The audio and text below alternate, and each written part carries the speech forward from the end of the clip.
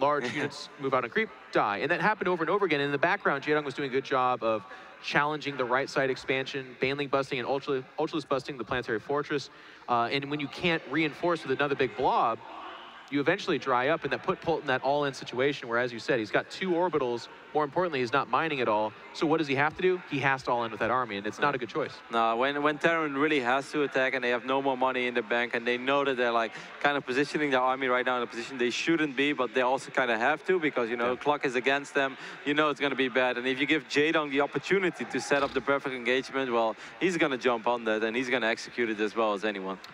So if Way Station is the map that a Zerg player would like, I have to imagine Merry-Go-Round is the map that a Terran player would really like. Now, in the past of this tournament, we even saw, I think it was here, it might have been Bucharest, but we saw a Roach opening from one of the Zergs. That was something that they did to try and crack the Terran before they really got up and going, keep them off that third base. Jaedong has been known to be what you would call cheesy or aggressive. Is he going to pull a fast one out here, or does he try to play it standard? We'll have to see.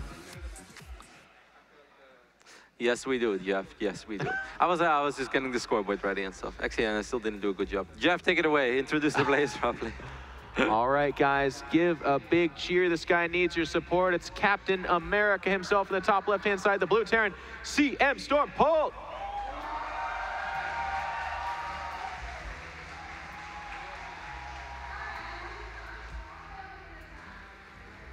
And his opponents, marching on to victory in that first game, leading it for those that bleed blue. It's Evil Geniuses Jaedong.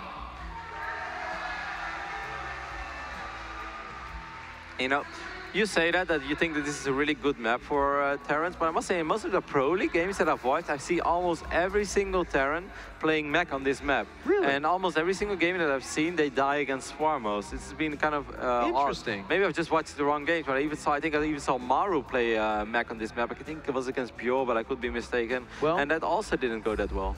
You know, looking at the map with what you're saying, normally I have an answer because I'm a know-it-all son of a bee, but I don't know. I think back to TVZ as the broader spectrum as it's gone back to Wings of Liberty. Anytime a Terran can put a planetary fortress at kind of a midway point and act as a way station, as it were, that's terrible, but it is, you know, a way station, a base camp, if you will, and they can use that as their launch point to do the parade push. That's historically been very powerful for Terran and very hard for Zerg. Zerg have instead, you know, we saw that style emerge where they were going like Roach Baneling bus right and left. That was to kind of counteract that style, saying, hey, if you're going to come closer to me, I'm going to do a really explosive, very fast-hitting style. And that's kind of fallen by the wayside as the maps got bigger and the third stopped having that kind of feature. But on Way Station, or excuse me, on Merry-Go-Round, I mean, what third does Polt take that's not threatening the middle of the map? He really can't. You know, he's always going to be leaning in the direction of the additional bases of the Zerg player. I think one of the reasons why maybe some Terrans don't like Bion it that much is because of this strange invisible force field. It's hard for drops. Yeah, it's very hard for drops. You know, once drops go in, there's not really a way to go out unless they just fly all the way out of the base. But then the majority of the time, you have to go over a Spore Crawler or a Queens. We will get a few more shots off. So we will see. I do expect the 3 Reaper opening again by Polt because if you do it on Way Station, such a big map, it's probably a little more effective on Merry-Go-Round. You know, it's funny you bring up that wall too. I love it. I love because not everyone knows this, I guess, but in Heart of the Swarm, Blizzard actually went back to work and upgraded the physics engine of StarCraft 2. It's much more kind of realistic, I guess is what you could say. It makes for a more thematic game. It's very cool. But there are a few funny things, and the way like flyers interact with that wall, where they just kind of like kiss it, hug it, and then slam into it with like just smearing their face up and down it. It looks so funny. I hope we get a chance to see that in this game. But as it stands right now, one Zergling does go down immediately. And that's already pretty nice. Of course, it's the drones that are the big prizes. If any drones are lost of Jaedong, then it's a great start for Polt.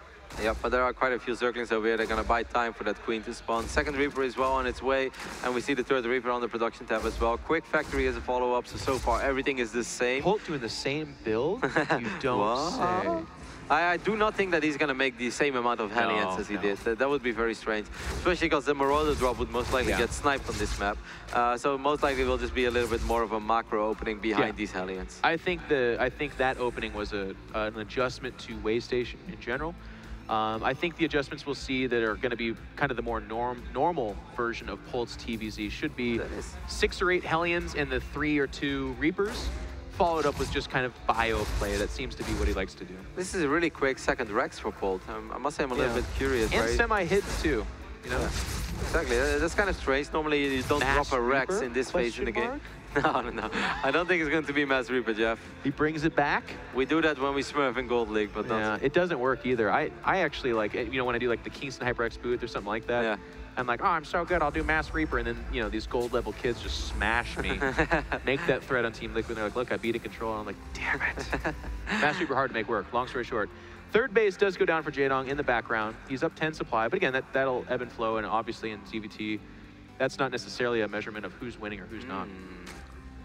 It's relatively quick. It's not super quick, but 6 minutes and 20 seconds makes me wonder if he wants to go somewhere with this. We don't see any lay attack just yet. No, Roachborn, and it's kind of quick. And also, it's at the front of his natural, so I don't think he's hiding it. I wonder if he's broadcasting that. So I wonder if it's defensive Roaches. Yeah, that could be. It could be the case, of course. I mean, we saw a lot of Hellions in the previous game from Polt. We see that second Rex that Jaedong doesn't know about just yet. Still no layer. I'm a little bit interested to see where the Dong is going to take this. Me too. The little bit of kind of Zergling, Hellion, Reaper dancing around the map, just kind of trying to figure each other out. This third will be found immediately, and unfortunately a drone will pay for that price. We saw Jaedong is dropping 2 Evo chambers, so it is going to be that upgraded Roach style, I feel. Maybe a big 1-1 Roach timing? Yeah, I think so. Even though he's making Roaches very early for that, so I might be completely wrong. He might just use these Roaches to make sure that this hatchery doesn't die. It still could be melee upgrades, and then, exactly like you just said. These are just defensive Roaches. Meanwhile, at that third, by the way, the third's at fairly low health. One of the Queens is running back. This is a very... I mean, the Roaches are going to push it back, but that Queen died completely unnecessarily. Like, if you have Roaches coming out like that, you don't need to have that Queen risk itself, but Polt will take that prize. And by the way, that Viking you were talking about, 2 kills right now. It's coming up on, I believe. Yep. I know not too many additional overlords, and Jaedong even retreating his overlords. Probably realized he lost 4 of them on the way station. Upgrades, by the way. You were right, Kevin. Your instincts are very good. Yeah, you said that. If you did, I'm just going to give you credit for it anyways. I don't think I said it at all, but I really like that you're making me look good. I think you're very smart. You know what? Even though the Viking only has 2 kills this time as opposed to the 4 of the game previous, I love this to be done every single game. Look at, I mean, Jaedong's vision, because of these Hellions and Reapers and because of that Viking, it's non-existent. It's creep-based vision right now, which is, you know, pretty okay because he's got several Queens out there doing that. But otherwise, he has no idea if there's a third down behind this, if there's some weird 6 racks follow-up. Now, Polt's very kind of monotonous about his builds, but that being said, you still want to be in the know. This is a little bit more similar to what we know. Stimpak's actually going to be ready. This is 9 minutes and 40 seconds. This is a really quick drop. Yeah, double drop, Oh my god, all we have is 6 Roaches and 3 Zerglings. This is going to be really hard for Jaedong to deal with. If these units put themselves in the mineral line, what a quick drop over here by Polt, with Stim being ready already. Yep, and there's actually Reapers and Hellions out there hitting that third at the same time. It looks like he's going to now target down the lair. A little bit of a weird choice, by the way. We'll see if I get to be critical about a Queen spazzing out. They're doing what they can, are the Roaches and Lings, but there's just that Stim, the 2 medevacs, they're doing a lot of damage. It looks like they eventually will get pushed back. He killed the gas, Kevin. If he would have targeted the lair from the beginning, I think that's a dead lair. I think if he puts himself in a better position as well, those Zerglings will have a much harder time actually dealing damage to those units. That could have been a lot worse for Jaedong. Jaedong now also was like, oh wow, that was quick. That was quick. Stim, of course. As it is still really bad, by the way. Let us not, you know, gloss over this fact. Really nice drop. Killing the gas does do some damage there, getting a few drones, and of course forcing Jaedong to get more Zerglings into a bad position. But as you said, it could have been in the minerals, which gives less surface area. And if he doesn't kill the geyser and instead goes for the lair, he might have killed a lair right here, and the Jaedong's on the ropes in that case. He's going to deny some creep. He might get 1 or 2 overlords as well. This could actually supply block Jaedong. Could be very frustrating. Of course, he could always morph Zerglings into Banelings, but the Baneling is not ready yet. Jaedong is going to lose a few Mutalisks, but in the end, he will clean this up. I think he only lost 1 Mutas, so that was actually a very good trade. Not so bad. Viking says, hey, what about me? It wants to die, but first, the medevacs will be targeted. No third for Polt just yet. I think that's one of the... Well, I mean, it's floating over now, but it's not established. And that's where you look to see kind of the give and take of what Polt's done. Polt's opted for more aggression from the beginning, whereas a lot of other Terran players would have an established third right now and would be more looking for map control. But Polt tried to do game-ending damage from the beginning, and what it's done is look at the Spire, not upgrading. Just now 2-2 start on those Evo chambers. That was delayed by a good 30 or 40 seconds as well. Yeah, Jaedong being ahead in upgrades, his second game in a row, and I guess that's something we can see more and more often as a lot of Zerg players just open up like this, and that was different once upon a time. Yeah. And it's something that Zergs have always struggled with. In fact, even last game, despite Polt being behind in upgrades, he still hit 3-3 faster than Zerg. Zerg has such a tough time hitting Hive efficiently and getting to those 3-3 upgrades. But Polt, once again, just kind of playing the shadow boxing match right now. Missile turrets at the natural mean that these Mulos are going to have to turn back. They're not really at critical mass. Behind this, 36 Zerglings being made and just a couple of Mulos being added. I feel like Jaedong, once again, is hoping to catch Polt in the middle of the map being overly aggressive. He could also just go absolutely crazy the moment that 2-2 finishes up. This is a strategy that was very popular a long time ago in Wings of Violet Liberty. did that all the time. Yeah, Dimaga did it as well. Yeah.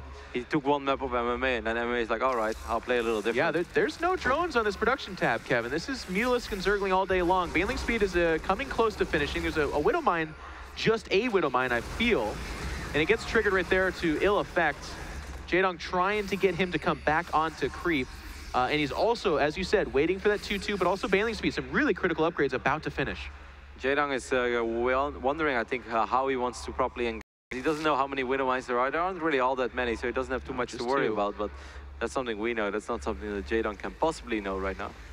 And with just the two, it'll be interesting. I mean, again, it's just been pure Zerglings coming out. Jaedong is flying up in supply. Creep will get stagnated right there, but Polt is not giving up on the middle of the map. I think a tank is here, yes. So a tank should have what it takes to deal with it. Jaedong springing the trap, though. He's going for the middle of the map. And everything is blowing up. Medevacs are trying to load up, and they're trying to get out of there, but when those afterbursters, or whatever the hell they're called, when they stop. Afterburners, I believe. Thank you. Bursters didn't make a whole lot of sense to me. And the Medevacs do die. Polt tries to come out and rescue, but that's an effort in futility, or however the heck you say. Even that English is eluding me. Jaedong is looking to go up 2 games. He's inside the production line. There's not a whole lot here staying his way. Zerglings come a knocking. There's the G.